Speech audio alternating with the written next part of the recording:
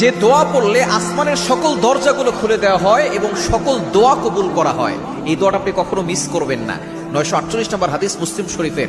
আপনি চমৎকার একটি হাদিস, নবীজি সাল্লাল্লাহু আলাইহি ওয়াসাল্লাম একবার মসজিদে গিয়েছেন, নামাজ শুরু করবেন, এমন সময় এক সাহাবী এই বাক্যটা পড়েছেন। তখন নবীজি সাল্লাল্লাহু আলাইহি ওয়াসাল্লাম বলেছেন, এই বাক্যটা পড়ার সাথে সাথে আল্লাহ পাক রব্বুল আলামিন আসমানের সকল দরজাগুলো খুলে দিয়েছেন। ফুতিহাত লাহু আবওয়াবুস সামা, আসমানের সকল দরজাগুলো খুলে দেওয়া হয়। এবং এই বাক্য পড়ার সাথে সাথে যদি বান্দা আল্লাহর কাছে দোয়া করে, আল্লাহ তাআলা তার সকল নেক আশাগুলো পূরণ করে দেন। যারা অভাবের ভিতরে আছেন, কষ্টের ভিতরে আছেন, বিপদে পড়ে আছেন, সন্তান কথা শুনে না, স্বামী স্ত্রীর ভিতরে ঝগড়া, মেয়ের বিয়ে হচ্ছে না, অথবা সন্তান বাইরে গিয়ে কোনো কাজ পাচ্ছে না, সন্তানের ভিসা হচ্ছে না, যত ধরনের জটিলতা আছে, আপনি অসুস্থ, বিপদে পড়ে গেছেন, কষ্টে পড়ে গেছেন, এই ছোট্ট একটি বাক্য পড়ে আসমানের দরজাগুলো খুলে দেওয়া হবে। তখন আপনি আল্লাহর কাছে দোয়া করবেন, আপনার সকল ইচ্ছা আল্লাহ তাআলা পূরণ করে দিবেন। দোয়াটি মুসলিমের ভিতরে এসেছে, অন্যান্য হাদিসের কিতাবের ভিতরে এসেছে। বাক্যটি